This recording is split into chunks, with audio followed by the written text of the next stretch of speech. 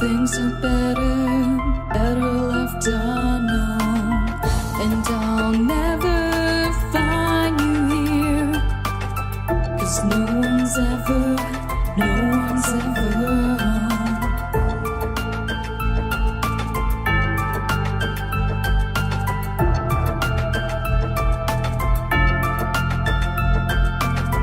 Oh, what a widow, a peaceful spider. When the glass is clean, she's a sneaky hider. Hide the lies and the alibis. Oh, what a sinner. Is it in her?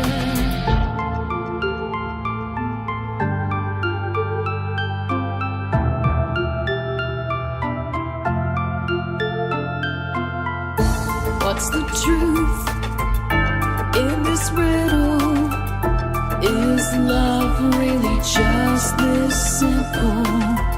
I can't seem to find my way in this world that never stays.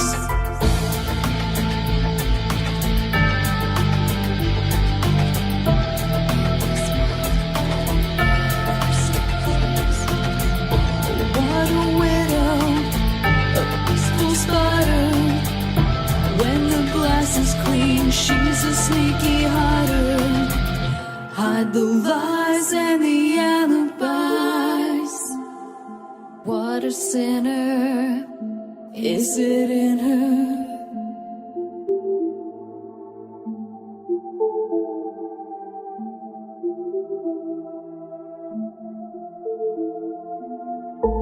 Is this real? Just illusion? I'm lost in the wonderland of confusion.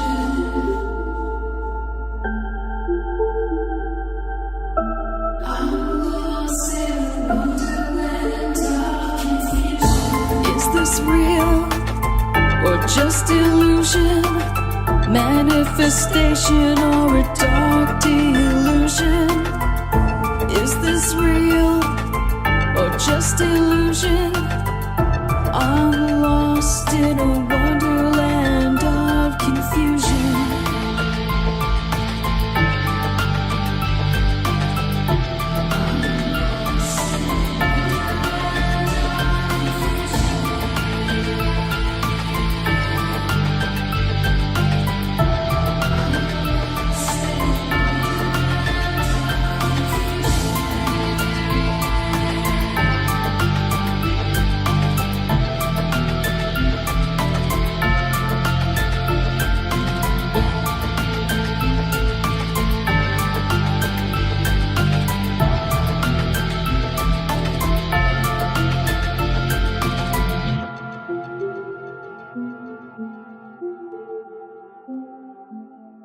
This is Cynthia Sue Larson with Reality Shifters and the International Mandela Effect Conference, and you're now listening to Dark Wolf's Den Show on Ripon Common Sense Radio.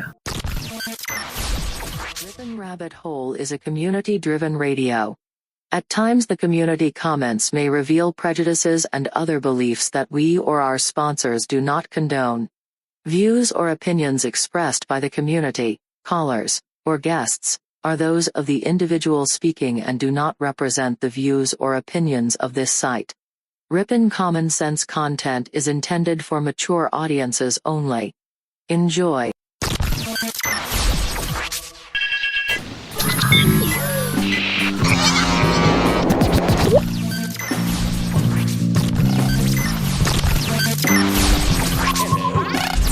Hello.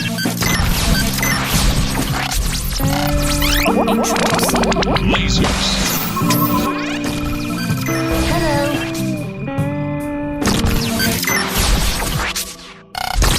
This station is now the ultimate power in the universe.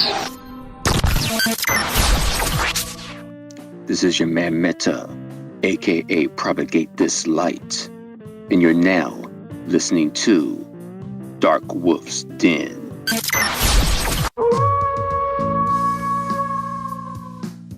Are ghosts real? we had 1,000 hours of continuous communication with the spirit world. Does time travel actually exist? The laws of physics seem to be compatible with time machines. You know, sometimes I wonder about reincarnation, don't you?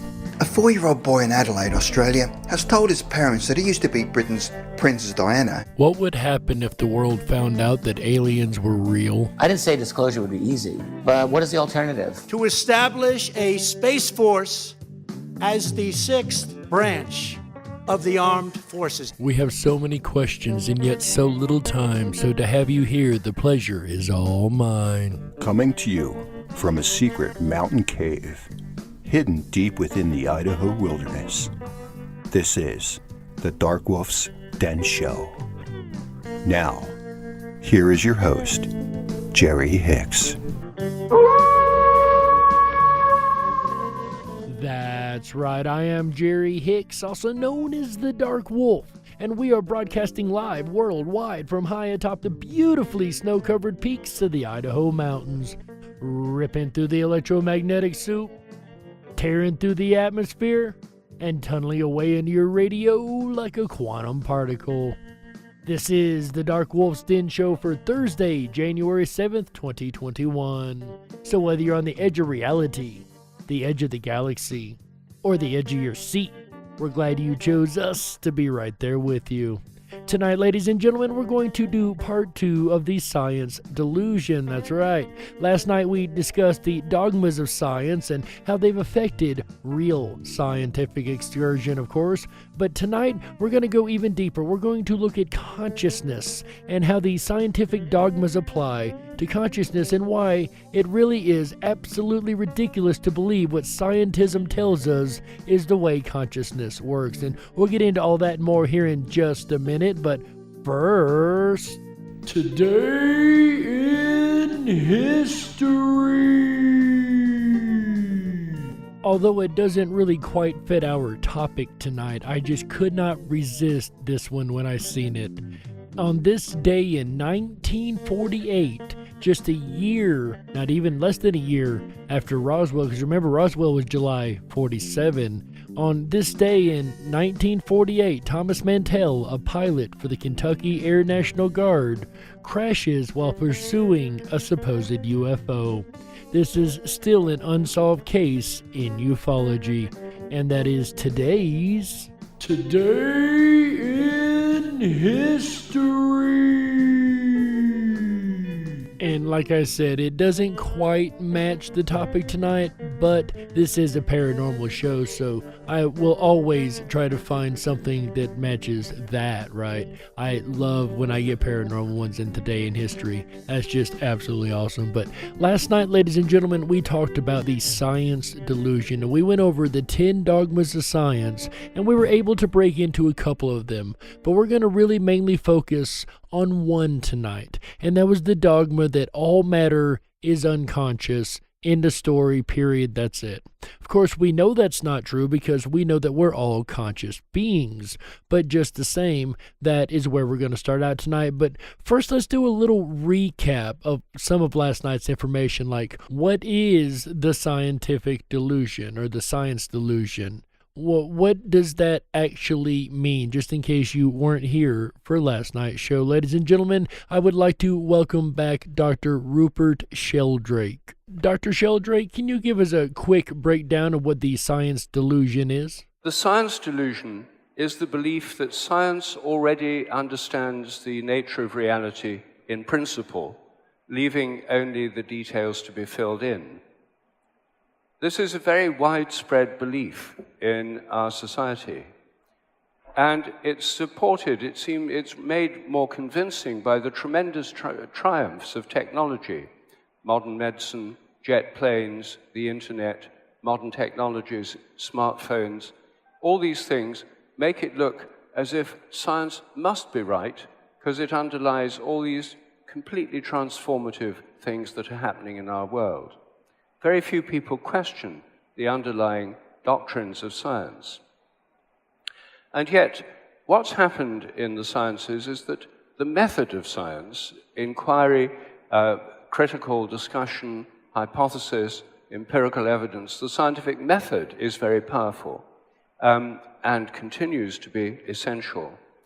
But the sciences have become trapped in a kind of dogmatic belief system or worldview, which has been in place since the late 19th century.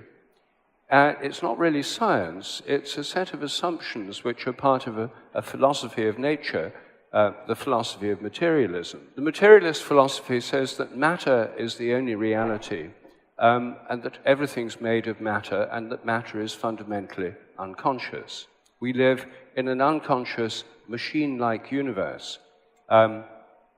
So that's the basic assumption of materialism. Which is what feeds and fuels the practice of the belief system called scientism. Not real science, let's be clear, but scientism. And scientism practices a lot of dogmas. There are 10 basic dogmas on which the modern science is based.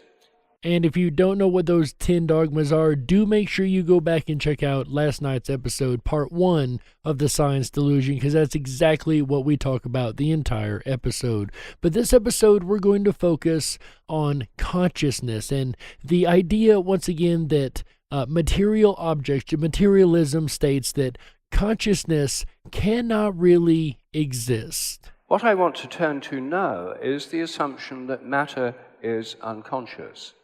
This is one of the most fundamental assumptions of the materialist worldview. To understand how we got to our present situation, it's helpful to look at the history. And of course, knowing the history of something is fundamental to understanding it. In the 17th century, when the scientific revolution took place, the view of matter that we now have was first formulated by René Descartes, the French philosopher, who was one of the first people to put forward the idea the universe is a giant unconscious machine. Animals are machines, plants are machines, and we're machines. Descartes made a famous dualistic separation between the world of matter. Matter is unconscious and it's in space and time.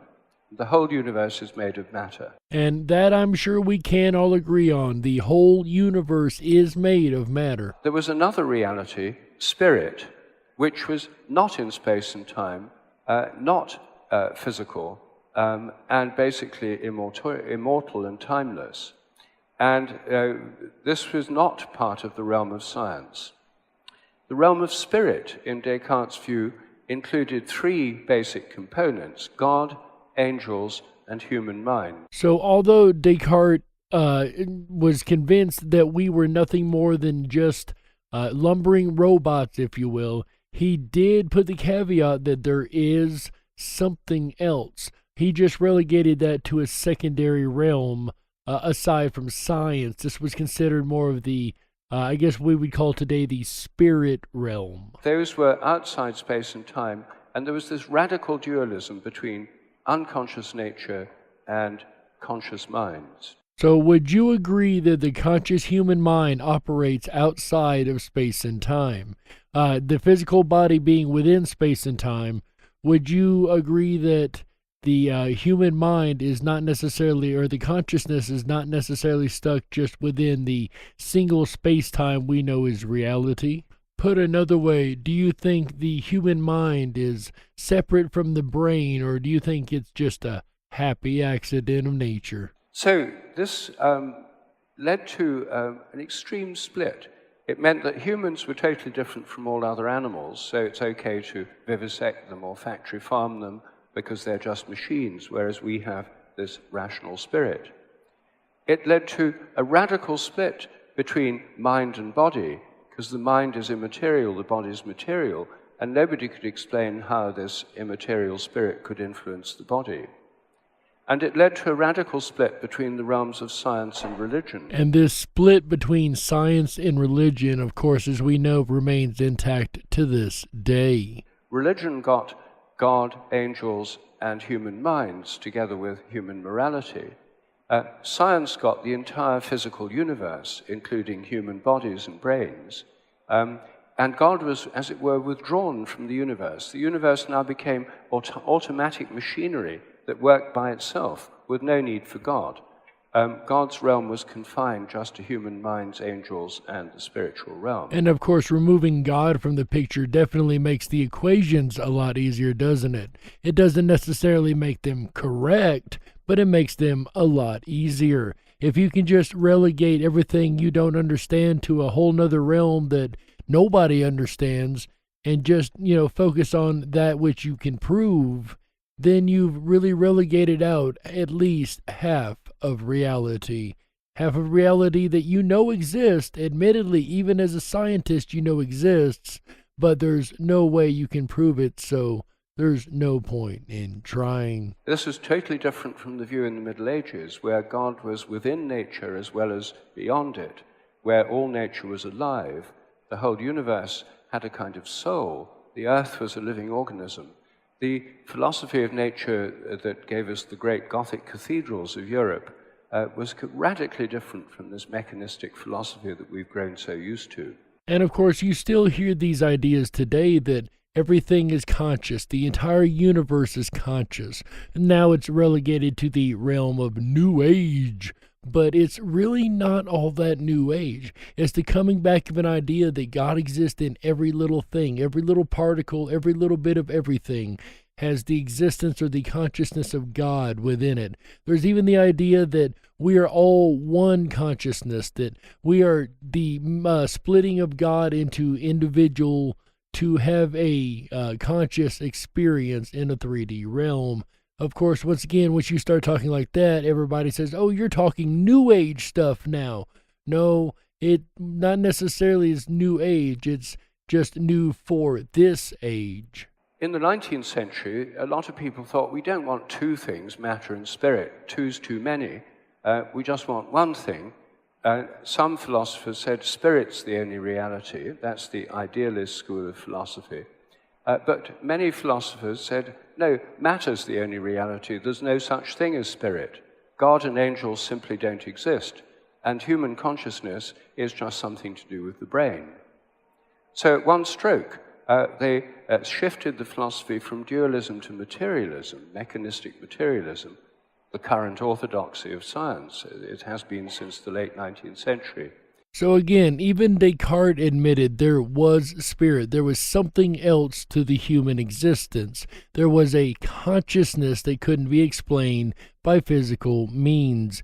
And then, like he said, in the 19th century, it all got relegated down into one thing, which is our modern version of science or scientism, and the idea or belief system that we're all just hard living matter and the consciousness is a happy accident of the brain, which you'll never convince me of, because as we learned last night, scientists depends on the belief that you give us one miracle and we'll work the rest out. So this here, of course, the miracle being consciousness itself, and it's just now a problem of brain science. It's somewhere in the brain that the consciousness is found. And of course, when we couldn't find the seat of consciousness, a physical seat of consciousness per se, in the brain, or any physical spot where proves that you are alive or not, or conscious or not alive necessarily, but proves whether or not you're conscious, the only thing they can find is brain patterns. So according to modern scientism now, the brain is the only thing that makes consciousness. Consciousness is just a happy accident of the brain, although this doesn't go very far in explaining why we all have our own unique consciousnesses and our own unique thoughts and way we do things, because if we're lumbering robots, we're all Frankensteins, we should be programmed pretty well the exact same way, one would think, and the exact same instincts, the exact same everything. However, we all know that is not the case. And got rid of God and angels, the whole spiritual realm. All spirits disappeared. But human consciousness remained. And in my personal opinion, you start talking about spirit as far as like ghosts go, right? So human spirit and human consciousness, in my opinion, are one and the same. As we've seen in many a ghost cases, the spirit of the person, the personality, the way the person reacted and interacted with the world stays intact even in the afterlife or in the ghost scenarios. So in my opinion, a spirit or ghost is just as well as to say the consciousness of a person. And the continued existence of human consciousness is what is causing this mechanistic materialist worldview to break up. It's happening before our very eyes. Because for decades, scientists just ignored consciousness. They didn't think or talk about it. They assumed it was nothing but brain activity. So all you need to do is just look at brains and study nervous systems in more detail, and finally you'll understand consciousness. And as we know, this particular belief system has really turned up nil and has led to no discoveries as far as what causes consciousness. It has just led to a new dogmatic paradigm that states that the human brain causes consciousness, it's all a happy accident, and that's that. However, like the doc said, we are seeing scientism finally starting to crack a little bit. Although they've been doubling down in the last couple of years on us, they really are scared and running scared because they know what their belief system is failing, and it is failing horribly. They're not able to point to the brain and tell you this is where your memory is, this is where your consciousness is, this is where this, and that happens. They can't do it. They can look at brain waves and tell you that something is wrong. And yes, different malfunctioning brains will cause different issues in a personality. Won't disagree there. However, it is, in my opinion, like the proxy of a internet connection to a computer, right? If the computer is messed up and is not reading the data right, the output's not going to be right. The signal coming in to the computer would be the consciousness, the computer being like the human brain, the by proxy accepting the internet or accepting the consciousness. And then when the computer gets damaged and the data is not processing right anymore from the conscious stream or consciousness that's coming in, then it's going to have a different outcome. It's going to look like the brain has caused the outcome to be this instead of that, when in reality the brain is just the proxy receiver of consciousness that is damaged, so the outcome is not as it should have been. At least that is my opinion of the way consciousness works in compared to the brain. But in the last 20 or 30 years, there's been a growth of an area of science called consciousness studies, where scientists have started looking at the nature of consciousness itself, not just ordinary psychology, but mystical experiences, out-of-the-body experiences, psychedelic experiences, near-death experiences, and a whole range of religious and spiritual experiences. For instance, I believe it's the University of Virginia that has a lab that is seriously looking into these questions, and even down to the idea of the mind being able to interact with the physical world outside of the human body itself. Telekinesis, things like that is what we're referencing there. But we're going to go over a lot of that this month, from NDE to OBE to telekinesis to a lot of different things that, once again, we know they exist. We know they are part of brain activity to some degree. We know that they are consciously connected. They are mysteries of consciousness that we know exist, yet we can't answer. And luckily, there are finally universities and serious academic colleges and academic societies that are looking into the idea of a consciousness that can't necessarily be relegated to a matter or particle of any type. Meanwhile, there's been an enormous growth of spiritual practices like meditation, in which many people are doing practices which deal with the very basis of consciousness itself. And I can definitely second that. I have seen a large rise in people who are doing meditation and yoga and meditative practices, you know. And I'm sure we all know somebody who practices yoga, right? But yeah, meditation is definitely on the rise. And whether or not it's been helpful to humankind is yet to be determined. But then again, just because something isn't flowers and rainbows doesn't mean it isn't good, right? So the situation has changed, and there's now a debate about consciousness. Is it just the brain? And a debate that, in this wolf's opinion, is heavily overdue in academic circles, and it's one that I'm glad to see starting to happen. What do you guys think so far? What do you think that is consciousness just a happy accident of the brain, or do you think consciousness is a whole nother realm opposed to the brain, maybe something more like Descartes' idea opposed to modern scientism's idea? And if it is just the brain, why should unconscious matter in the brain give rise to conscious minds? Another question that I fully agree with, because how can unconscious matter suddenly give rise to a conscious mind? You can't put a stack of wood together and they become conscious. You can't put a stack of rocks together and they become consciousness, at least not that we recognize as consciousness. So what makes it so different that a bunch of matter with electricity running through it would create what we know as consciousness? And I have to agree with the point that there ought not be consciousness in non-physical matter. However, we know very well that it does exist, so there must be another explanation for it, because we know that unconscious matter can't just suddenly create consciousness. That's why in the philosophy of mind, the very existence of human consciousness is called the hard problem. It's the hard problem because you cannot solve this problem within materialist terms. So with all the money, time, and effort that has been put into trying to understand consciousness in the brain, and a lot recently as the development of AI has grown and trying to recreate consciousness in an artificial intelligent form, we've learned that there's something else going on. You can put metal together all day long and program it, and it can pretend it's conscious, but it's really not. And here's another question that I always come back to is, can you prove that you are conscious? No, you can explain to me what it feels like to be conscious. You can tell me what you think. You can tell me that you know you're conscious because you breathe, or you know you're conscious because you think, or you're aware of yourself.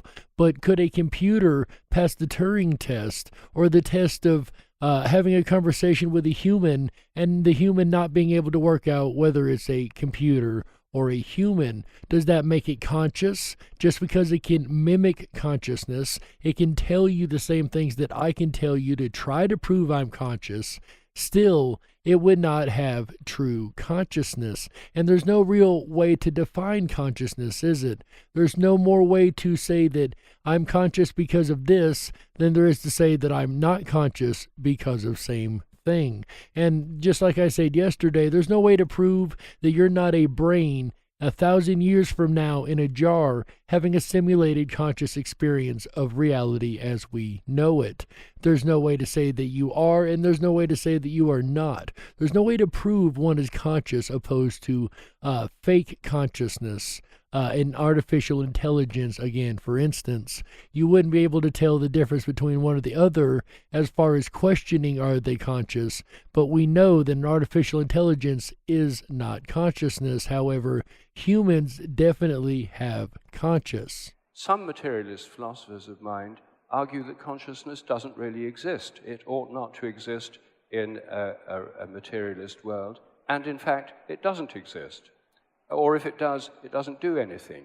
It's just a kind of epiphenomenon of what goes on in our brains, like a kind of shadow that doesn't do anything.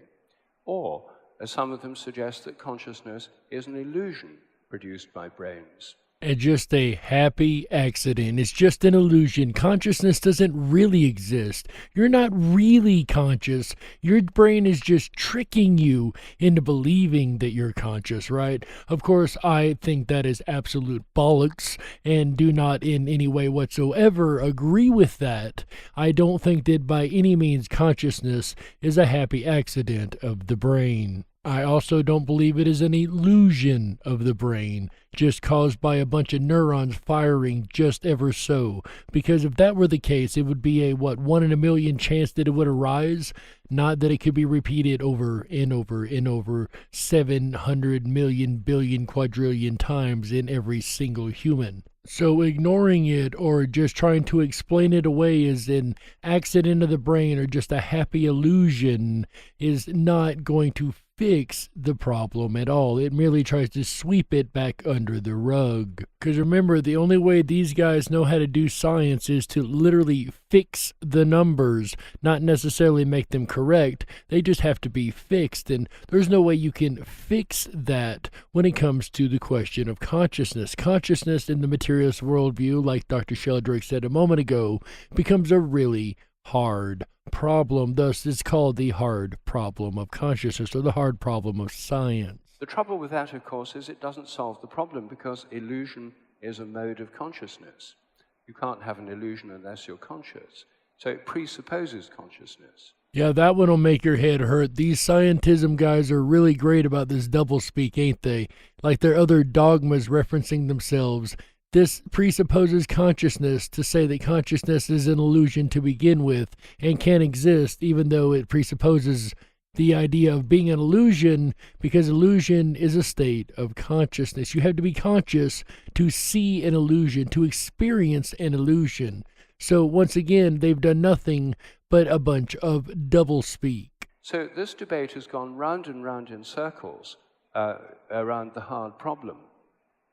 And one of the things that has happened is that some materialist philosophers have said, okay, we've got to get a way out of this, and the best way out of it is to abandon old-style materialism and adopt a philosophy called panpsychism. Now, I find panpsychism to be an incredibly intriguing worldview, or even a scientific view. Check this out. Pan means everywhere. Psyche means mind or soul or spirit or mind or soul. So pan being all or everything, and psyche being mind or soul. The idea that everything, everything in nature has a mind or a soul or a consciousness. And so the idea is that there's some kind of mind, even in electrons or atoms, that everything in nature has not just bodies, but some kind of mind. So everything down to the smallest of the smallest atoms have some kind of mind or consciousness to them. That is the idea here anyway. And it's not exactly the most far-fetched idea. And therefore, the emergence of consciousness in humans is not a difference of kind, something totally different emerging from inanimate machinery, but a difference of degree, a more complex form of consciousness emerging from less complex forms of consciousness. Or the idea that the consciousness evolves from a small bit up through the electrons, neutrons, protons to the atoms to the human, so on and so forth. And perhaps it is the brain activity that allows that consciousness to be portrayed into the real world. As we know, you don't have tables talking to you, and we don't have stones talking to you. However, it could very well be that they hold just as much consciousness as we do, just not an expression thereof. Whereas humans, animals, plants, things like that have more of a expression of consciousness because of the electromagnetic fields that govern them. This philosophy of panpsychism is not new. It's basically a modern version of what used to be called animism, the belief that there are psyches or souls throughout nature. Philosophy in Christian Europe in the Middle Ages was essentially animist. The philosophy of Aristotle, modified by St. Thomas Aquinas, taught that all animals have souls, all plants have souls. The soul is the form of the body. And in fact, the word animal in English and in Latin comes from the Latin word anima, which means soul. And once again, the soul or consciousness, just like Dr. Sheldrake is kind of implying here, is that the idea that soul and consciousness are one and the same, words that should be used absolutely interchangeable. And we do see almost a mindful reaction in plants. As a matter of fact, a very mindful reaction in plants. The smells they give off are actually screams. Did you know that? When you're mowing the lawn, that smell of fresh cut grass is the grass screaming with a chemical signal. It is a conscious decision made by the grass. I know that sounds crazy, but that's exactly what is going on, believe it or not. But Speaking of going on, ladies and gentlemen, we need to go on a network break right here, and we will be back with more of Dr. Rupert Sheldrake and the Science Delusion, the Mysteries of Consciousness, right after this message. Don't you touch that dial. We gotta stoke the fires and run off the men in black. Don't touch that dial. We'll be right back.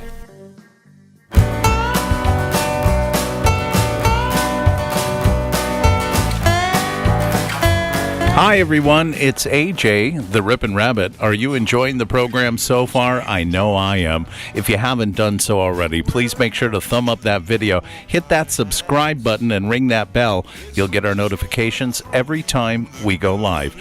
Jerry Hicks and the Dark Wolf's Den radio show kicks off the weekend right every Wednesday and Thursday night starting at 7 p.m. Pacific, 10/9 Central. He howls at a variety of paranormal subjects, ones that I love to explore in the den. I really do. Put a 1 in the chat room if you do too. I love to explore the variety of topics that Jerry chooses. He's had some fantastic episodes in this 2-part series. If you missed last night's show, part 1, you'll want to go back and watch it on demand. You can do so and find it at riponrabbithole.com. Just click on demand rebroadcast. It's the most recent episode besides this one there at riponrabbithole.com. While you're there, please make sure to sign up and subscribe to our Backstage VIP Pass. It'll give you a bunch of access to really cool exclusive features available only to Ripon Rabbits. So subscribe today. It'll include our weekly schedule that we send out every Wednesday morning. It'll share with you the weekend ahead from Wednesday to Sunday as we celebrate the very best in common sense radio, the Ripon Rabbit Hole. Now, we don't spam or junk mail your email addresses. We don't share them. We don't sell them. It's exclusive to our community, so you can feel good about signing up with us. It's absolutely free to do so and always will be. So I invite you to explore our rabbit hole community and enjoy it together, where the conversation continues well after the show at the riponrabbithole.com. Here's a look at your schedule for the rest of the weekend. I'll be back again tomorrow night, Friday night, for Futurists. Explore futurists that see or have seen the future. I gotta say, we live in some pretty exciting times, wouldn't you agree? And some people have claimed to already understand where we're going. Tune in tomorrow night, Friday night, January 8th, 2021, and find out where we're headed. Then Saturday night, we'll pick up this discussion, and we'll carry on with subconscious. There's a lot to discuss in the rabbit hole in the terms of subconscious. That'll be Saturday night, January 9th, starting at 7 p.m. Pacific, 10/9 Central. Then we'll end out the weekend right together Sunday night with a look at Serpent Mound. Oh my goodness, we'll explore the rich history of Serpent Mound and the symbolism that it left behind that Sunday, January 10th, 2021. Join us, be here or be square, as we return you back now to Jerry Hicks and the Dark Wolf's Den radio show. If you were meant to be controlled, you would have come with a remote, but you didn't. And that's why you listen to the Dark Wolf's Den show.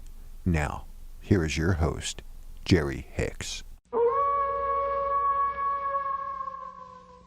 That's right, I am Jerry Hicks, also known as the Dark Wolf, and welcome back to the second half of the Dark Wolf's Den show.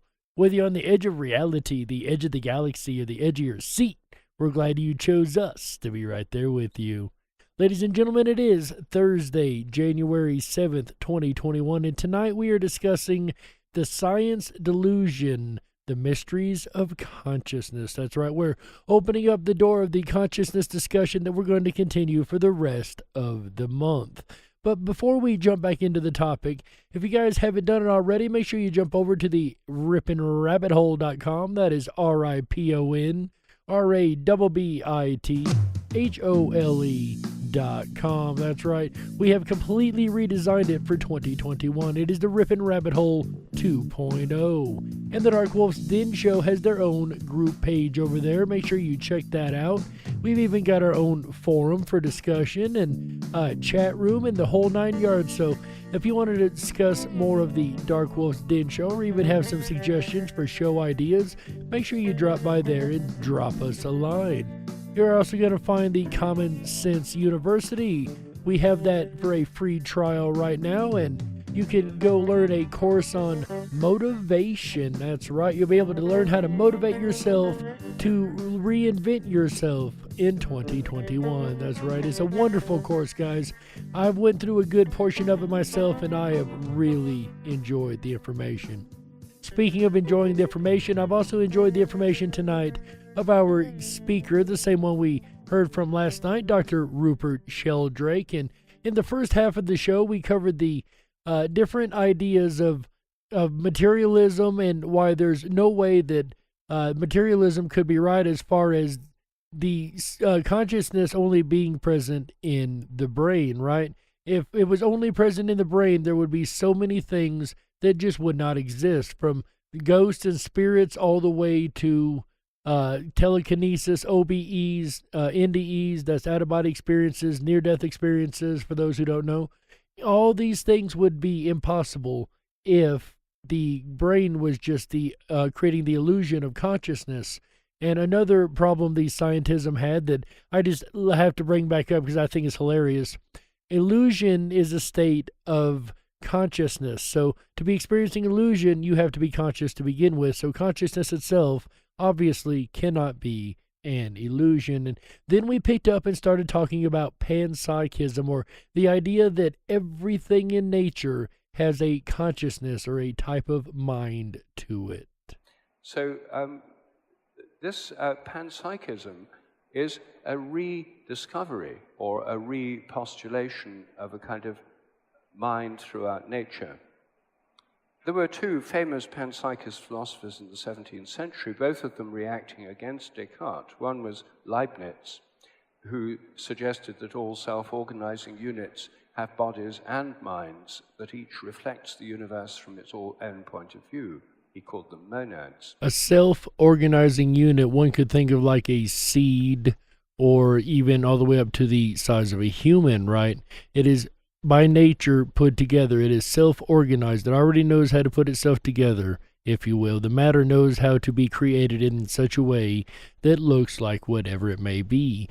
And the idea is it was doing this because of the function of the mind of the particles involved. The other was Spinoza, who thought that the whole of nature was essentially the body of God, and God was the mind of nature. It was a kind of pantheist philosophy. Once again, you hear this in more New Age circles, the idea that we are just different versions of the consciousness of God having a human experience, like I mentioned earlier. This goes right along the lines of panpsychism. We are all part of a one mind, a single mind. And that's not too far off from what has been experienced as far as the Overmind or Ubermind.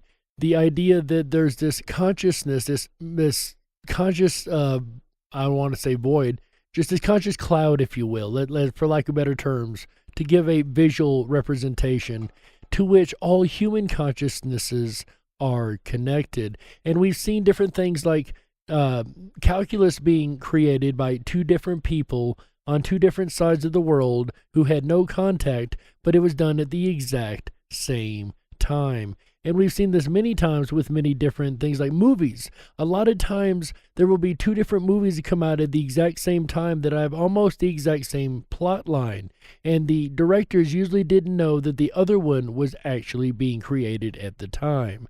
There's many, many, many examples of people getting the same idea at the exact same time at different places in the world, and other ones not knowing that they did not have that independent idea, that it could have come from a overmind, or this idea that the once again the mind is connected, or the consciousness is connected to a super consciousness that controls all things. And the idea even could extend to the entire universe, and under the fundamental strings that is considered in string theory could actually be a conscious entity, if you will, or a consciousness of the universe of which all things spring forward from. And that's an idea that I presented at the Mandela Effect conference last year, and one that I still believe could very well be true. The most interesting animist or panpsychist philosopher in the 20th century was Alfred North Whitehead, who was writing in the 1920s, a British philosopher, who talked in terms of the philosophy of organism. The universe is not a machine, it's an organism. And it amazes me, and never fails to amaze me, that the fact that we asked one question, what is consciousness, that we've ended up all of a sudden becoming philosophers and studying philosophy. So intriguing indeed, but the idea that it could be a great big amoeba, if you will, the universe itself, one giant organism, although an amoeba being a one-celled organism, perhaps everything inside of it, all of us, everything, is existing within a bigger creature.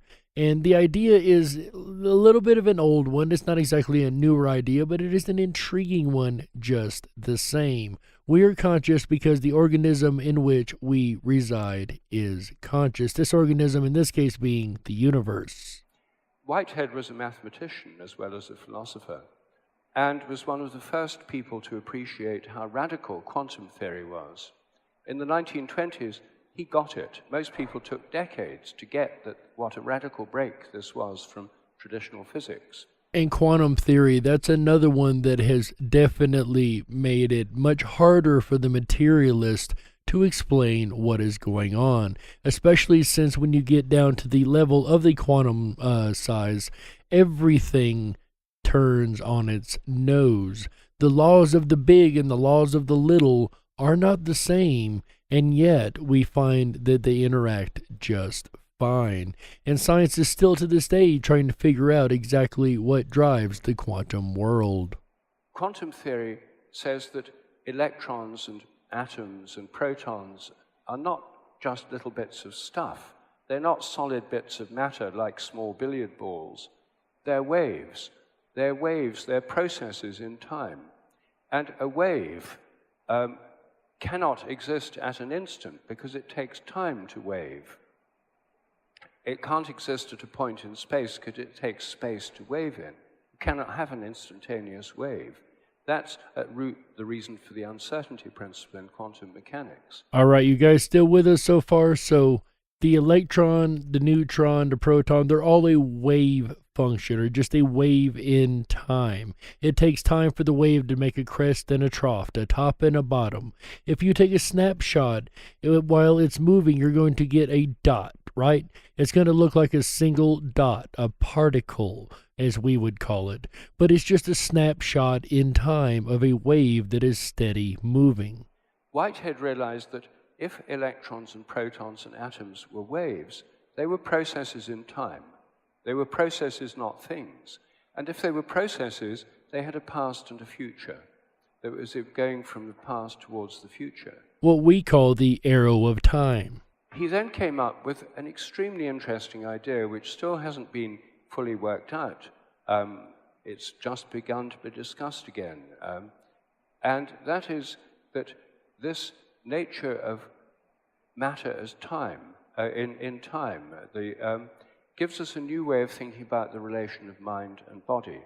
You remember in the beginning of the episode, we spoke about, or the doctor spoke about, the fact that matter is in time. That was Descartes' theory, right? Matter is in time, and spirit is outside of time.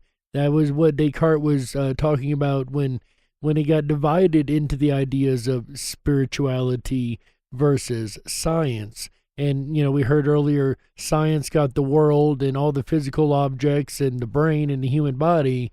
And then the other side, the religion, got God, angels, and the human mind.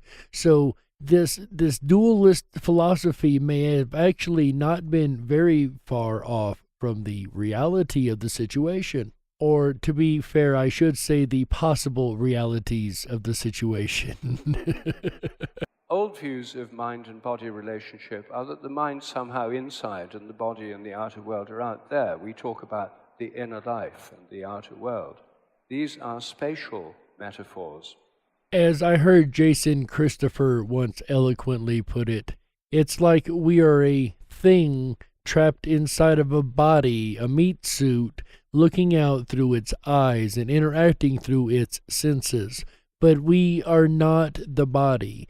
You know, we can't tear a body open and find the spirit, but we all know that we are not our bodies, right? We all feel that we are something that's kind of locked into this meat suit or locked into this body for a short period of time.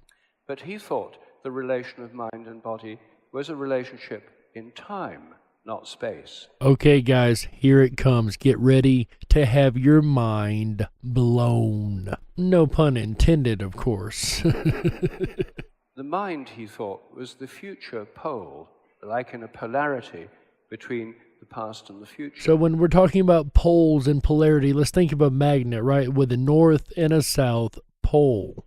Except for we're going to replace the north and the south with two different elements. That's going to be mind and body. The mind was the future pole, and the body is the past pole.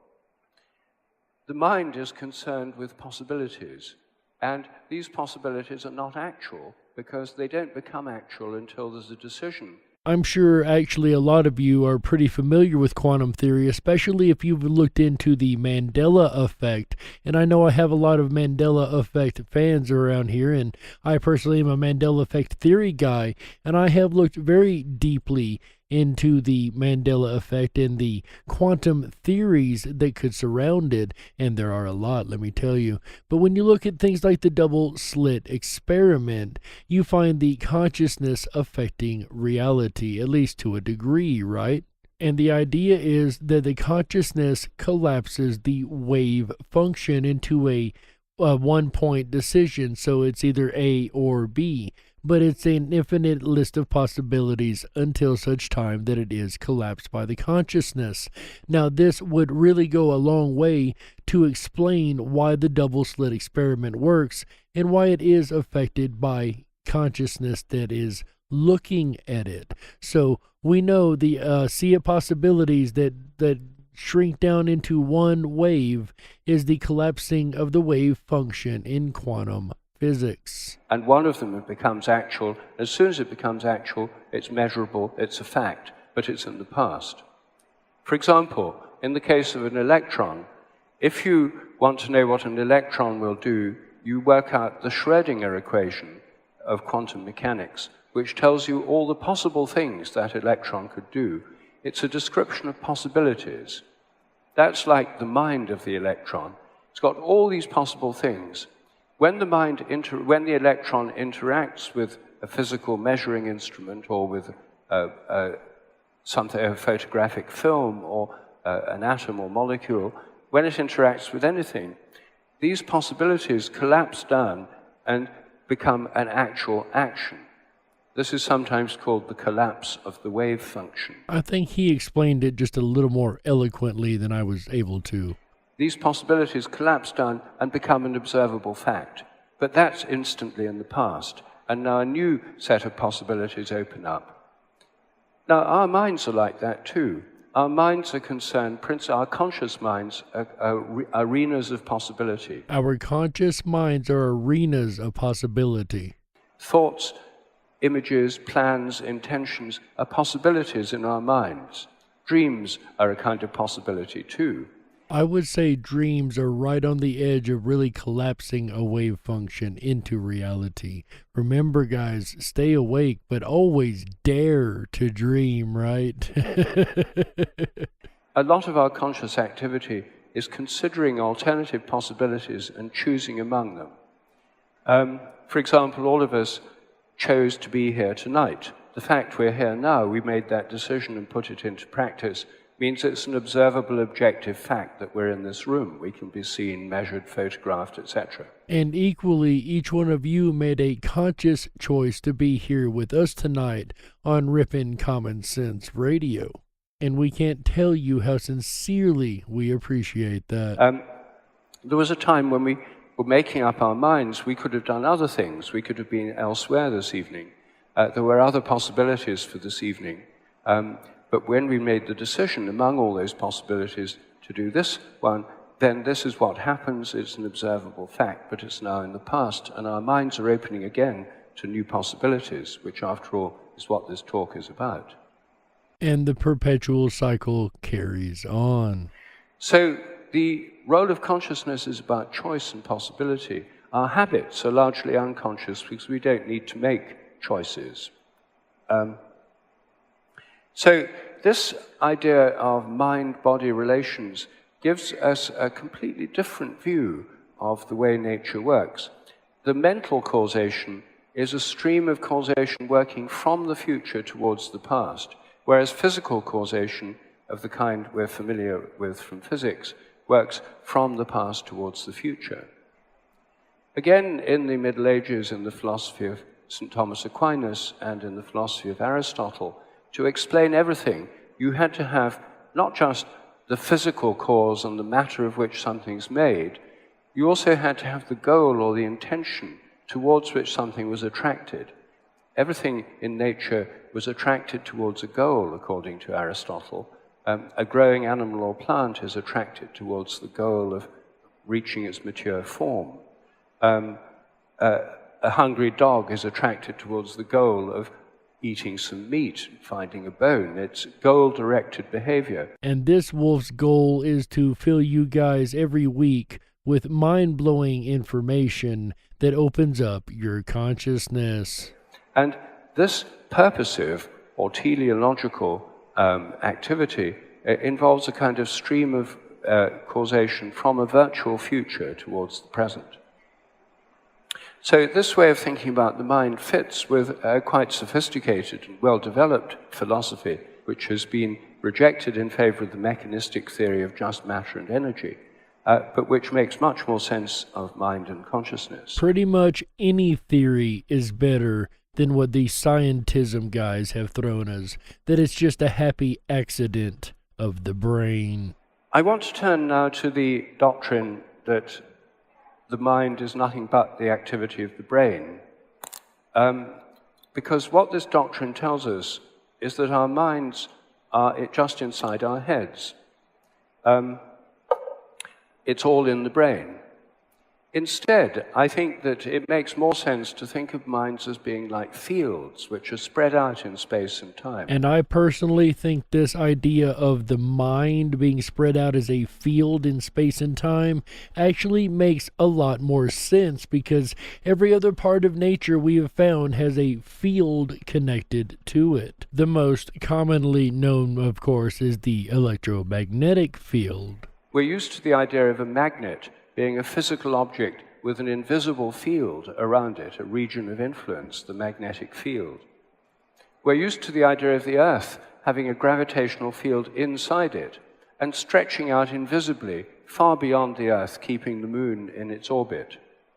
We're familiar with mobile phones, which have electromagnetic fields inside the material phone, but they stretch out invisibly far beyond the telephone. And we know for a fact that the body exudes an electrochemical field at all times, 24 hours a day, 7 days a week. It is exuded into the environment off of our bodies.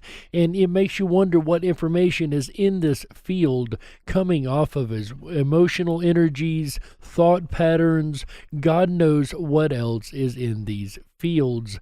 And it could be that these fields interacting with a consciousness field or an overconsciousness, as I spoke of earlier, could very well be the answer to this question. So fields are an accepted part of modern physics, but they're not exactly matter. They're physical, but not material. Materialists expand their view to say, okay, we'll include fields as well. They used to think they were material, made of matter, the ether. Now they don't. But anyway, I'm not discussing that particular point. What I'm discussing is how the best to think of our minds. Are they just material things, like mechanical systems, just based on contact? Or are they field-like systems, which means they could stretch out far beyond our brains, just like many purely physical systems like magnets and mobile phones do? And as we go forward this month through all the different episodes that we have planned on consciousness, this is one point to truly remember, and I will reference back to this quite a bit, I'm sure. That is the fact that there is the possibility that the brain or the mind, I'm going to say brain, it's not the brain, the mind interacts with the reality around it just as well as it reacts with the human brain. Consciousness could literally be a field that interacts with everything. This would explain OBEs. It would make a case for NDEs. It would make a case for telekinesis, psychokinesis, all of it. It would make a lot more sense if this were the case. Well, I think they stretch out beyond our brains. I think our minds are extended far beyond our brains. The easiest way to understand this is to think about the nature of vision. What happens when you see me standing here now? You all know the standard answer. Light's reflected from me, it goes through the electromagnetic field, enters your eyes, goes through the lens, inverted images on your retinas, changes in the cone cells, impulses up the optic nerve, and activity in various regions of the brain. And we now know which regions become active in more detail than ever before, thanks to brain scanners. Which most materialists, when it comes to this argument, are quick to point to the fact that you can do a lot of things and see the brain activity light up in different places. And that goes back to what I said in the first half, how I believe the brain is like a proxy instrument, and the consciousness coming in is causing these different areas to light up, in my opinion. But does that explain vision? Well, no, it doesn't. It just describes what happens in the brain when you're seeing something. It doesn't explain why you're conscious of what you see. There's nothing in neurophysiology that tells you this is conscious. It doesn't tell you that why you're conscious of what you see, and that, in fact, is an aspect of the hard problem. Consciousness itself is unexplained. But the second question is the one I want to focus on. Where is this happening?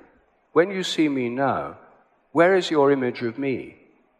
The official view is that it's inside your brain. All your thoughts, all your experience is inside your head. Like a great big hallucination. Another happy accident, right? Another brilliant illusion. So somewhere inside your head, there's a little Rupert looking just like me, but it's in your head. Everything you're seeing in this room is inside your head. If you look at the stars at night, the stars you're seeing in the sky, the experience of those stars is inside your head. Your skull is beyond the stars.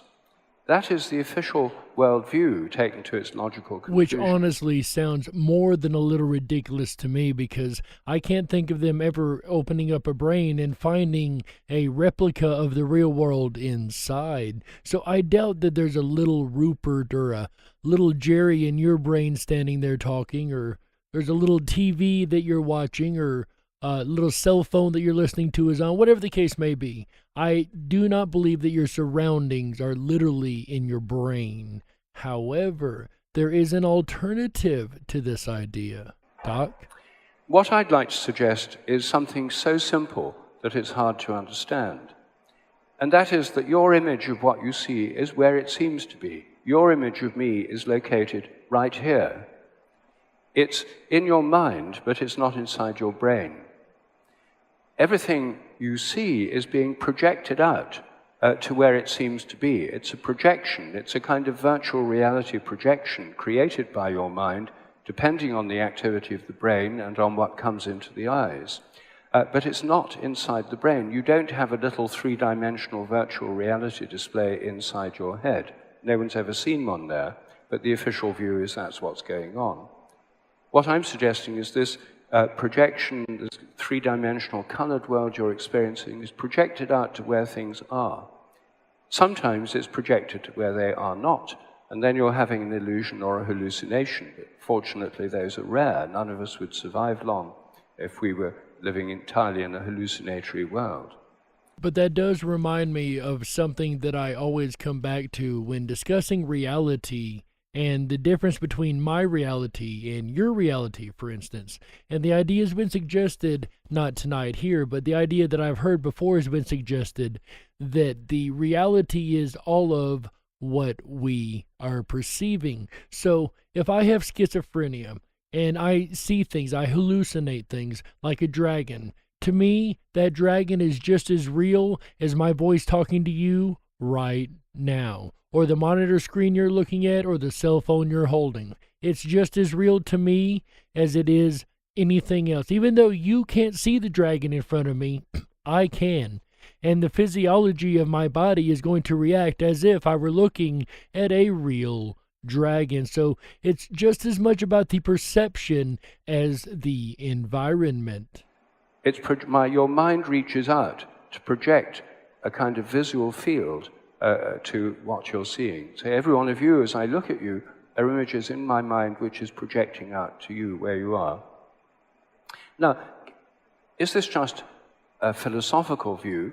Well, it is a philosophical view. It's how Plato thought vision worked. It's how Euclid thought that vision worked. And in fact, Euclid was the first person to explain how mirrors work. He showed that if we project things out, just like I'm saying, the great Greek geometer said, if we project things out, when we look in a mirror, because these are mental projections, they go straight through the glass. They're not physical. They don't bounce off the mirror. They go straight through. That's why you see everything behind the mirror, what science calls virtual images. They're projected. Every time you look at anything in a mirror, you're seeing your own projections. That's what you're seeing. It's still the official theory of mirrors, although it doesn't fit very well with the mind as in the brain theory. But can this be tested more radically? If I look at you from behind and you don't know that I'm there, is it possible that when my mind touches you through reaching out to see you, you could feel my attention? And I did mention earlier that we may end up kind of overlapping a little bit of information tonight, and here's one of those examples right here. Once again, who in the chat room here, or even those listening worldwide, play along, have you ever been sitting somewhere, felt eyes on you, turned around, and somebody is staring directly at the back of your head? Of course, we've all had this experience. It's just as normal as deja vu, right? A lot of us don't even question it. We just, that's weird, and go on about our day without a second thought about it. However, it actually is not exactly explainable by the rules of scientism when it comes to consciousness. But in theories like Dr. Sheldrake's, it is more than explainable. Is it possible that people, when they're stared at from behind, could feel that somebody was looking at them? That ought not to happen according to regular science, and according to official psychology textbooks, it doesn't happen, it's impossible. It's funny how something that every single one of us can agree that we have experienced, yeses across the board over there, every one of us agrees we have experienced this natural occurring phenomenon, or at least we thought. But again, according to science, this only ought not to happen, but it's absolutely impossible. A word that on this show is kind of a dirty word. But it really blows my mind, if you will, to think that something can be considered impossible, yet it happens naturally to every last one of us. But if you actually ask yourself and your friends, have you ever felt when you're being looked at from behind? You'll find that, yes, this is a common experience. Surveys show that more than 95% of the population have had this experience, including children. 95% of the population has reported experiencing the very thing that every last one of you agree you have experienced too. So congratulations, you are one of the 95%. But with that said, again, it's interesting that you've got these scientism guys and natural science saying, oh, that's impossible, that cannot happen, and yet we know it does. And also, the great majority of people have had the converse experience, staring at somebody from behind and seeing that person turn around and look at them. And I'm sure that all of us have been on both sides of this particular event. There's a slight sex difference in these results. More women than men have experienced being stared at, and more men than women have experienced staring at others and making them turn around. Somehow I am not surprised by either one of those statistics. Nevertheless, members of both sexes are very familiar with this phenomenon, including children. What does science have to tell us about this? Well, until recently, nothing. The subject was such a strong taboo that it was not investigated. Throughout almost from about 1880 to 1985, there were only 4 published papers in the scientific literature on the subject. 2 of them were by skeptics saying it's rubbish, it shouldn't happen, and people ought not to believe it. 2 of them were by people who'd actually done some experiments and said, well, look, yes, it does seem to happen. And yet another example of how scientism has failed real science. In over 100 years, there were only 4 papers written, half of which described it as absolute rubbish and did its best to debunk any kind of ideas that this might be real, because heaven forbid an open mind should look at such an idea, and 2 that actually argued with evidential proof and experimental proof that it really was a thing and it really does happen, which only goes to show that scientism has truly been nothing but a burden on real science. And it's the dogmatic scientism that we preach against here on this show every single week. And that's why these 2 shows, the yesterday's and today's, really mean so much to me. Because you hear me talk all the time about dogmatic scientism, but we never define what that is. So now we've spent 2 days to really get a good idea of what we battle against, the dogmatism and the scientism that rules the many different what's the word I'm looking for? The many different disciplines of science. That's the word I'm looking for. There we go. That rule the many different disciplines of science. Unfortunately, scientism has touched every discipline of science, and it's only, like the doc said, in recent times that these trends have really started to finally get reversed. So this is an experimental question. Does it happen? I'm a biologist, and I started looking at the natural history of this. I interviewed people whose job it is to watch others, surveillance officers, private detectives, the drug squad at Heathrow, the store detectives at Harrods, practical people who are paid to watch other people. Most of them take it for granted that this is a reality. When you're being trained how to follow somebody as a private detective, you're trained don't stare at their back, because they'll feel you're looking at them, they'll turn around, catch your eye, and your cover's blown. So this is just completely taken for granted. And I can tell you, I did a small stint of security work, and that is one thing that they taught us, is if you are watching a perp, even through a web camera, it's been known to work. If you're watching a perp, they can literally feel your eyes upon them. So make sure you stay hidden if you're trying to secretly observe somebody that you think is doing something wrong. Because, you know, if you stare at them, or if you put a lot of energy out into them or into the environment towards them, they're going to catch you every single time. And it's interesting that private investigators get this exact same training. In the Japanese martial arts, people can actually be trained to become more sensitive to being looked at from behind. It's useful to know if someone's looking at you from behind, they might be trying to attack you. And if you can sense it, you'll escape better. Which, evolutionarily speaking, is a good thing. That would help these species survive if you could feel the eyes of the panther on you without being able to see it and be able to avoid its attack at the last second. Well, it can also be investigated experimentally, and I've developed some extremely simple experiments, so simple a child can do them, and in fact, thousands of children already have done them. This research has been done widely in schools in Britain, America, and Germany. An experiment so simple that even you and a friend could do it quite easily. check this out, guys. If you're interested in actually performing this experiment for yourself at any given time, if you want to prove to yourself or prove to others that this is a real thing, then check this experiment out. One person sits with a blindfold, the others behind them, and in a random series of trials, they look or don't look at the back of their neck. And in each trial, the people have to guess if they're being looked at or not. They're right or wrong.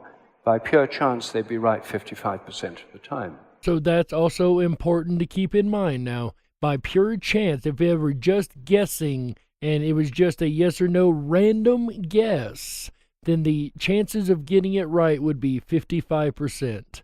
That sounds about right to me. So the chances of getting it wrong are 45%. Fair enough. So statistically, if it beats 55% right, then there's anomalous activity and something else is going on. The results are not that much above chance. In the looking trials, they're right about 60% of the time. It's a very artificial test. But it shows positive, significant results over hundreds of thousands of trials. I would actually call a 5% raise when it comes statistically speaking to something like this, especially that's supposed to be considered, paranormal phenomenon and impossible to be.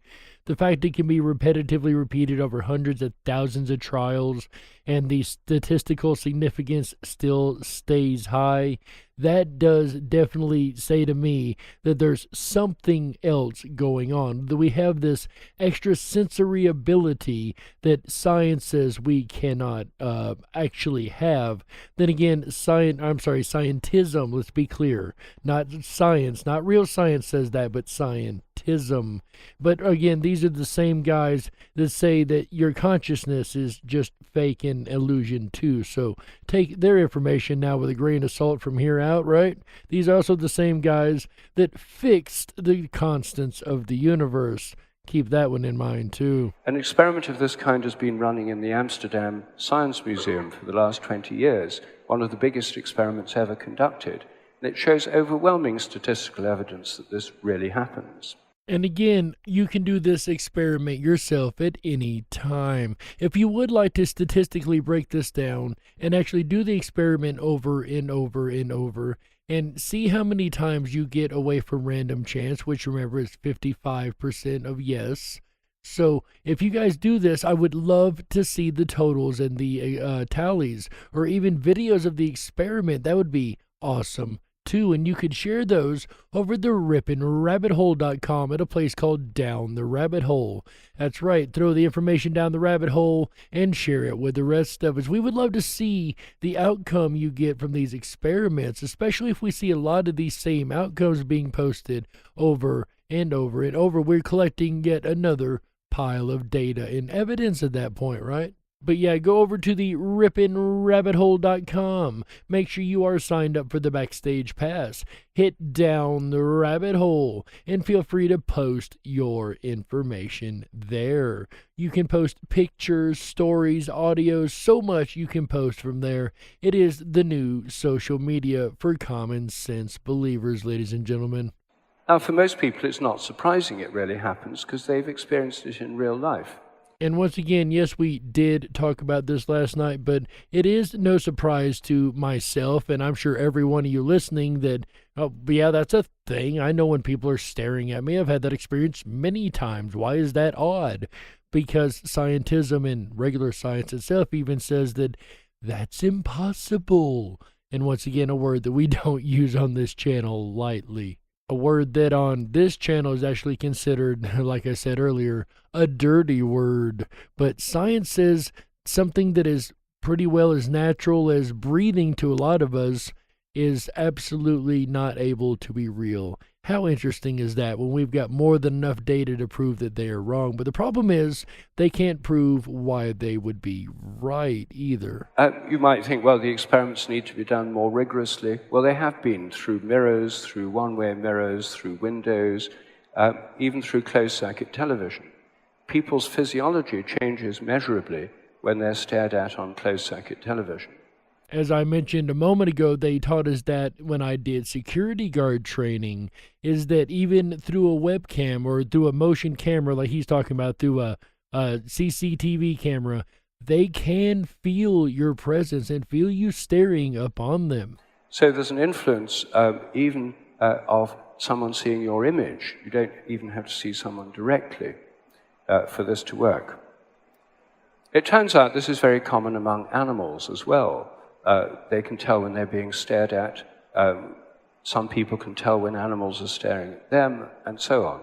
I think it probably evolved in the context of predator-prey relationships.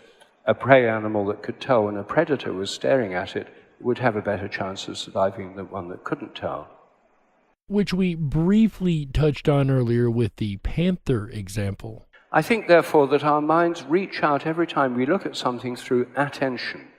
And the English word attention, from the Latin word ad tendere, which means ad means towards, tendere means to stretch.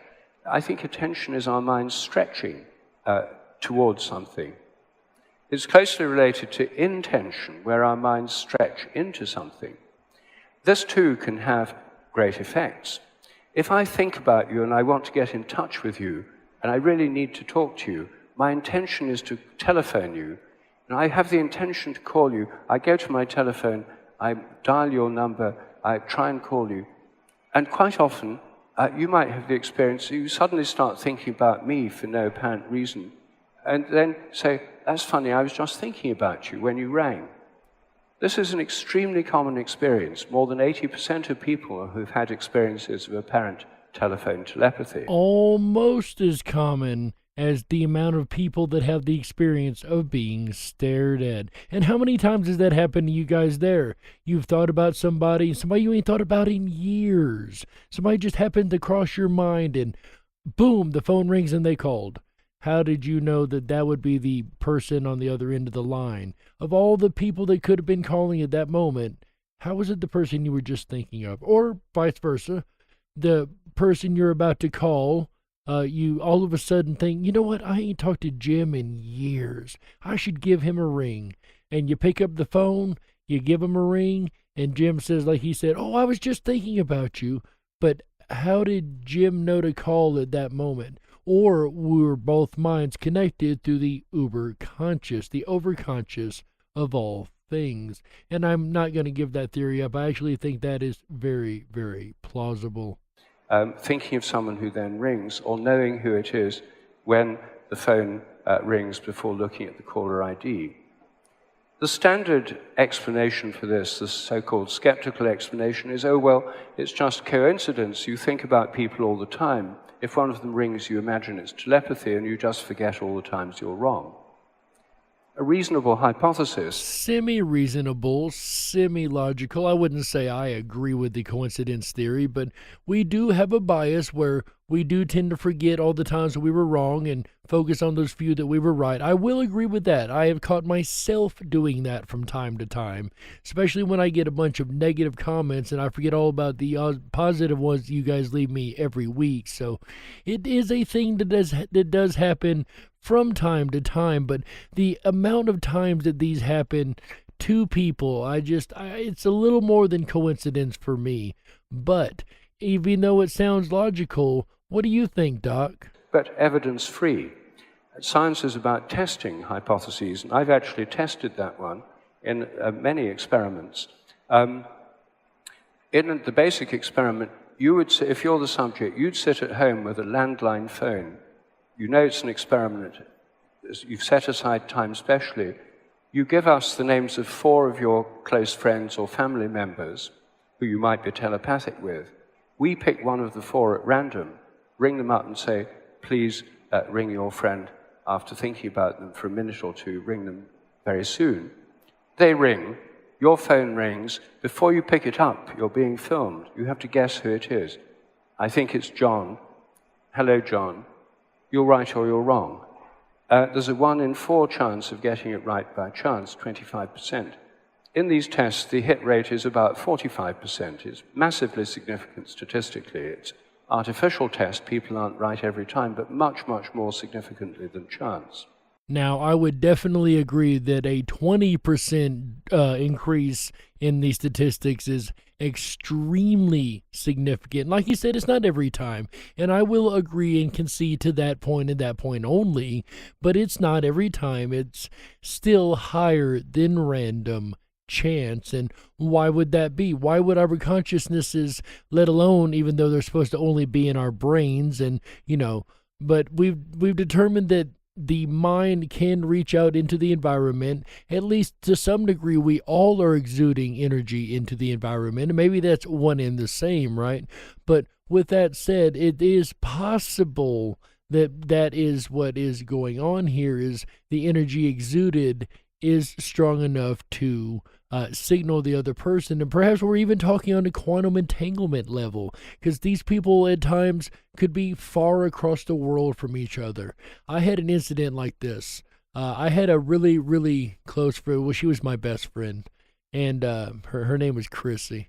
And me and Chrissy were really, really, really close, to the point that we really had the ESP going on. When things got real, or when we would think about each other, it was all of a sudden we would hear from each other. And sometimes we would go years without talking to each other. But there was this time that I was getting divorced. I had just left the person that I was with. I'm not going to put her name on the air. I wouldn't want to glorify her. Anyway, I would just left that person, and was riding around town on a bus, just kind of having that lost feeling for a moment, just riding around on a bus. My phone rang. And I had been thinking about my best friend and how, I really should tell her everything that's happened in the last 24 hours. I hadn't told a single soul except for the ones who were, there when the incident occurred when I left. But that's another story. Anyway, the point is, I'm riding around town on this bus. I'm thinking about my best friend. I'm thinking about how I need to tell her this, and I'm in this super emotional state and just very hyped emotions, of course. And then my phone rings. And of course, you guys know by the way I've loaded the story up so far, right? It is my best friend, Chrissy. And we're talking, and I asked her, I said, well, I ain't talked to you in months. What kind of prompted you to call me just now? She said, I don't know. I just felt that you needed to talk to me. I got goosebumps, and I still get goosebumps every time I tell that story. But yeah, that was one of the times that I got to say it was way beyond chance. The timing, and again, skeptics would call this coincidence, but this was only one of many, many, many, many times that her and I would do this with each other. That just happened to be the most emotional of the times in my life that I could think of. This research has now been replicated at the University of Freiburg in Germany and in the University of Amsterdam, Holland. And what is really interesting, and we seen from my last story, is it has really moved into the digital age, right? Because we've got cell phones on us now all the time, and we've also got a new way of communicating that we didn't have when this research was very first being looked at, and that, of course, being text messages. And it's also the same kind of thing happens with text messages and emails. You think about you get a message from them. It shows we're interconnected. The commonest forms of telepathy in the modern world are ones that have developed along with technology. I help to emphasize, and they're happening more than they've ever happened before, because people spend so much time using telephones nowadays. Guys, I just had an interesting thought. So thinking about the idea of fields, once again, fields of the mind being surrounding the environment, and then the electromagnetic fields, right? Well, we're carrying around an electromagnetic field generator, basically. It generates large electromagnetic fields. I'm not talking about our heart, I'm talking about our cell phone, actually.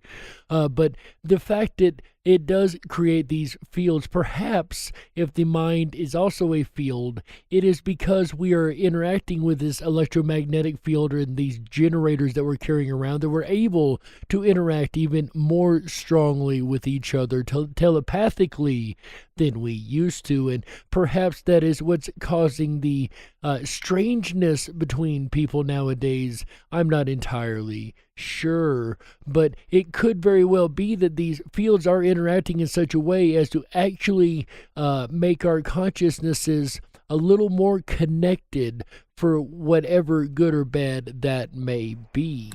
Now, these are psychic phenomena to do with the psyche or the soul. Psychic phenomena are common in animals. Many animals are telepathic with each other, and they're telepathic with their owners. I wrote a whole book called Dogs That Know When Their Owners Are Coming Home, about dogs, cats, and other animals which are telepathic with their owners. I know the Mandela Effect community are huge cat lovers, but regardless if it's a cat or a dog or a rabbit or even a hamster, right? Have you had evidence where you are telepathic connected with that animal?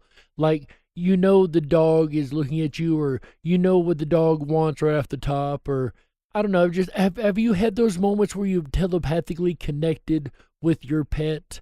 Like there was a conversation going on between you two that both of you understood and not a word was spoken? I mean, I've had interesting interactions with pets like that.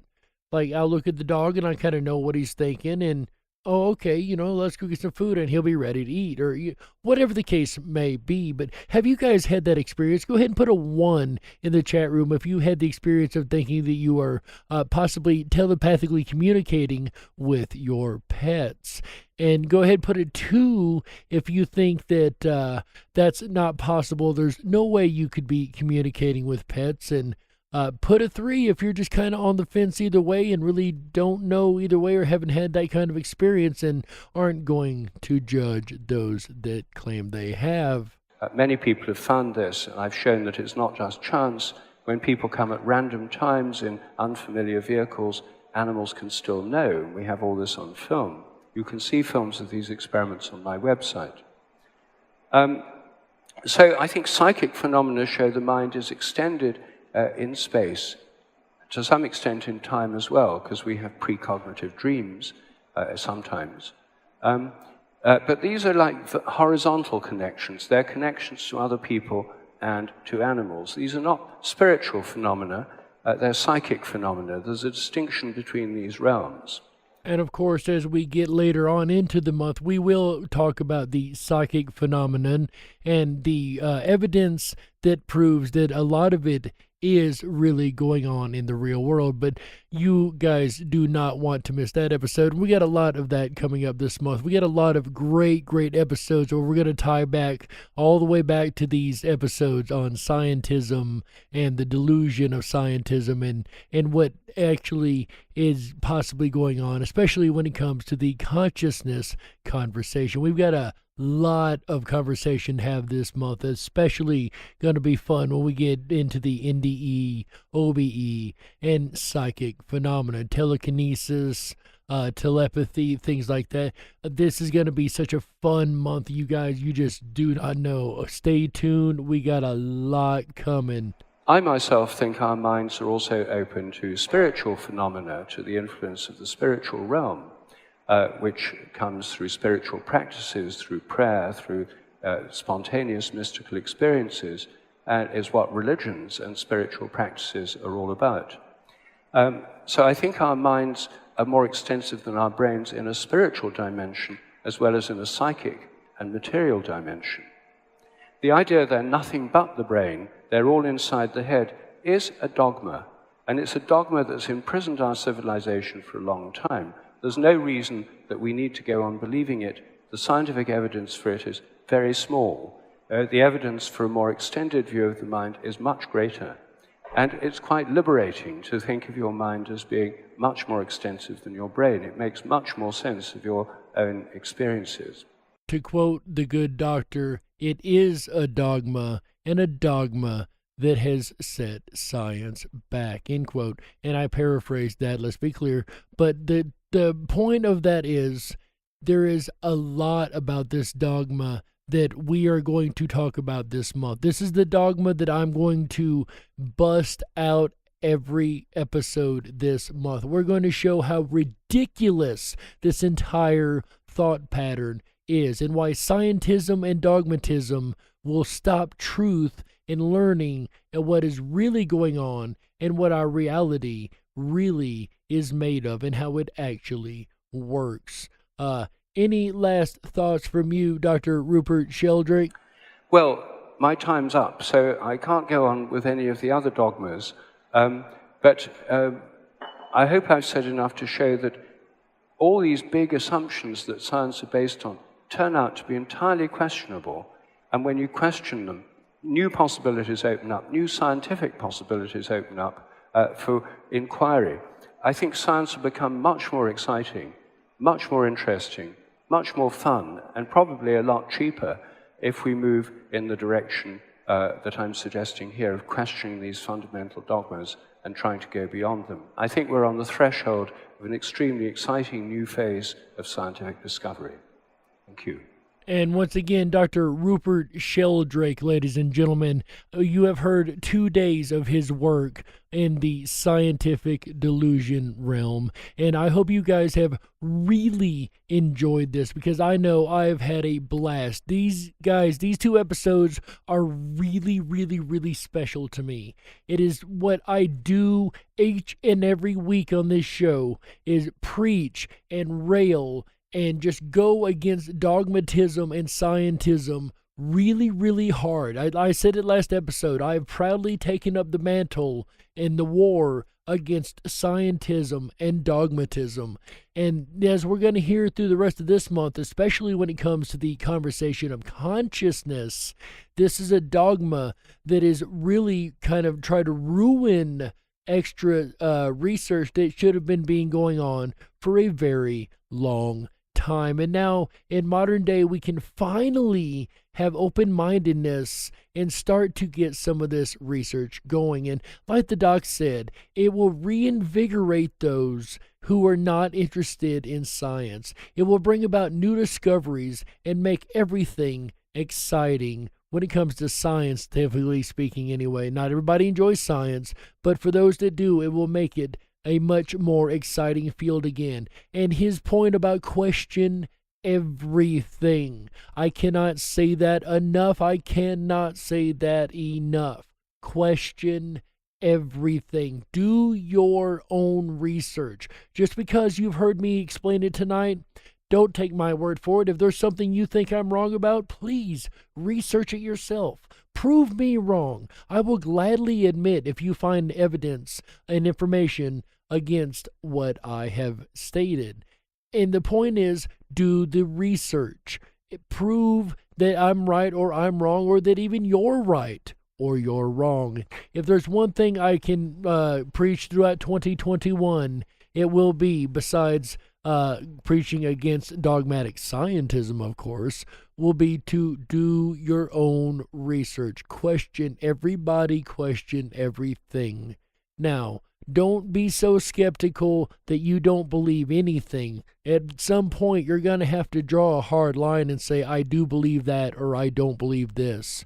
But at least be open-minded, right? Keep the idea that something else could be. And do the research. Understand things from the get-go, from the very ground up. And, show yourself why you could be right or could be wrong. But either way, you've done the research. And again, these shows are so special to me because I've got a chance to actually talk about what I always reference pretty much in every single show. I've had a 2-day weekend to explain to you guys why I do what I do, especially with the paranormal, because these dogmas really reach into the lines of the paranormal a lot. And it's these dogmas that we fight against, and these scientism preachers that we fight against, this belief system that says that what we're doing is impossible and insane, and we know there's evidence to the contrary. That is what we do here, ladies and gentlemen. We explore the paranormal with common sense. And there's one thing we've talked about for 2 days now. It is truly common sense against dogmatism, against belief systems, against things that science and reality says cannot be. That's why we do this show for you, to get that information out there and show that the mainstream information is not always, and I would say rarely ever, is it right, ladies and gentlemen. But what do you think? What do you guys think that consciousness really is just all in the brain? Do you think that this dogma is actually a good thing and it could be right? And maybe I'm wrong for, calling it out and railing against it.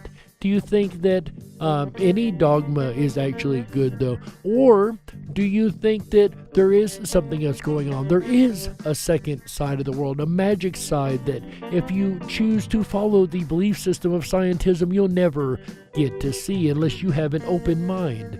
Or do you believe that consciousness is just a happy accident of the brain and we're all just a bunch of bumbling, juggling robots dancing around to the electrical impulses that make us who we are? I tend not to believe that. I tend to believe that the spirit is extensive outside of the body, and I'm going to spend the rest of this month trying to prove that to you, ladies and gentlemen.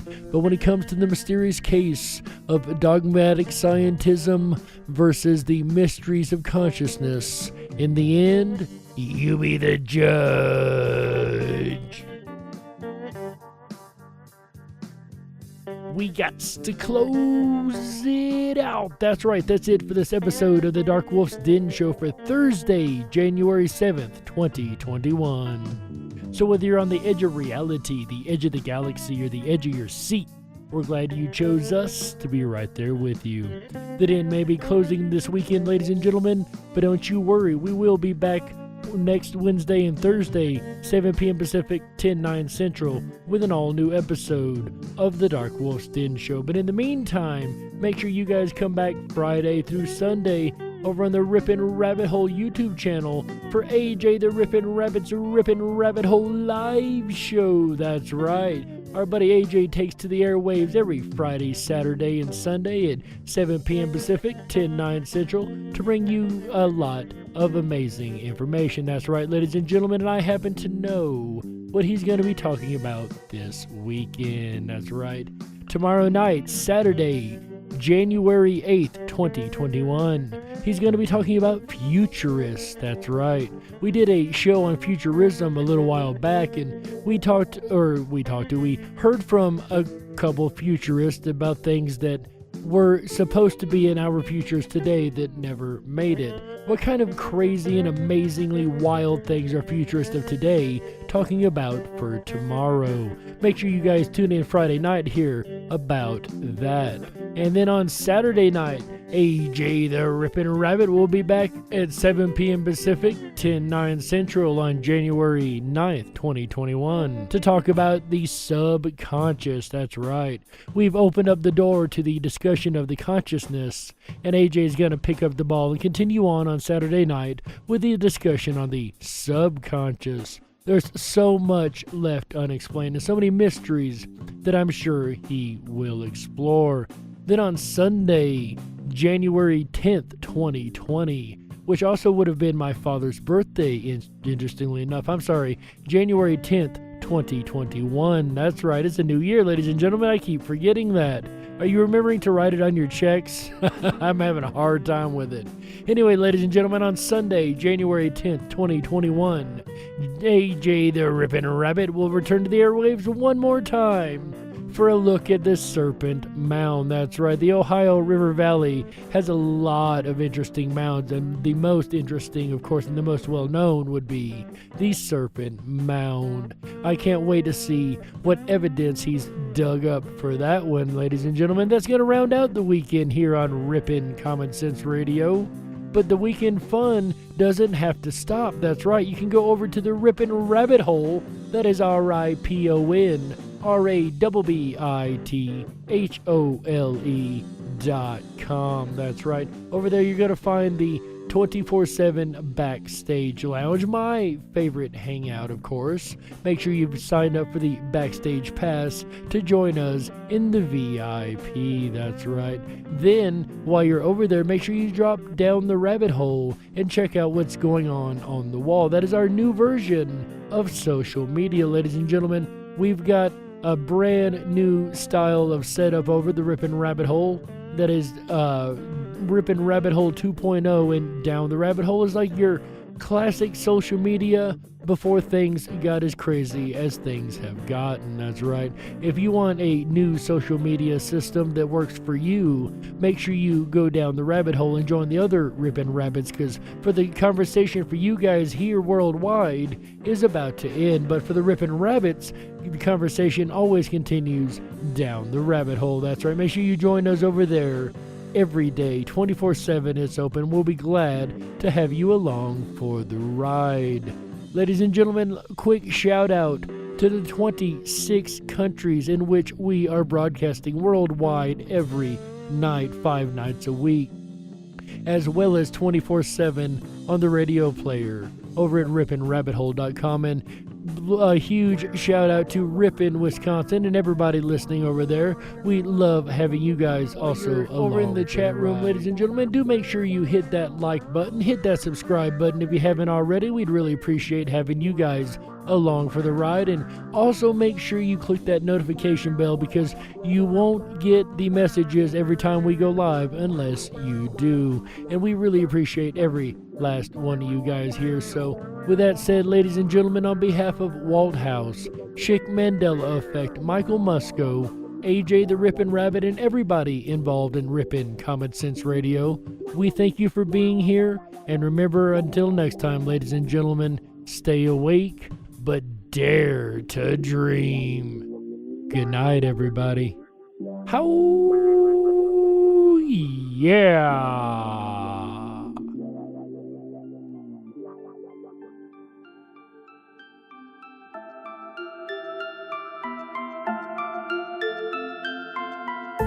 Unlocked and into the dark. Some things are better left unknown. And I'll never find you here, 'cause no one's ever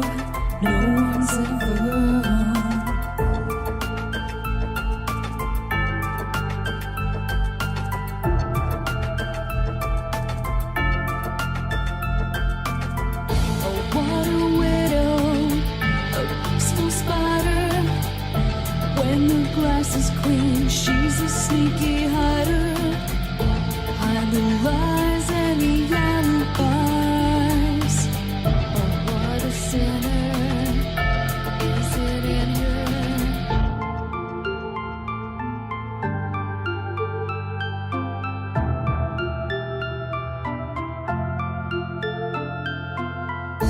What's the truth in this riddle?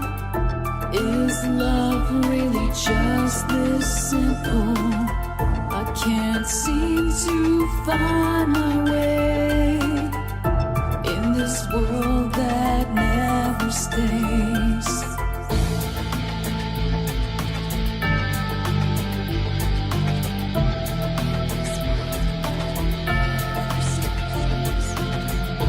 What a widow, a peaceful spider. When the glass is clean, she's a sneaky hider. Hide the lies and the alibis. What a sinner. Is it in her?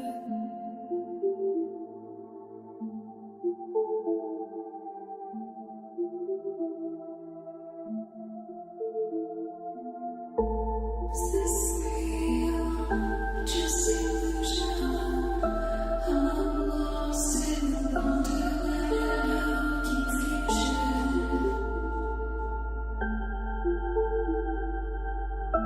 I'm lost in the wonderland of confusion. Is this real or just illusion? Manifestation or a dark delusion? Is this real or just illusion? I'm lost in a wonderland of confusion.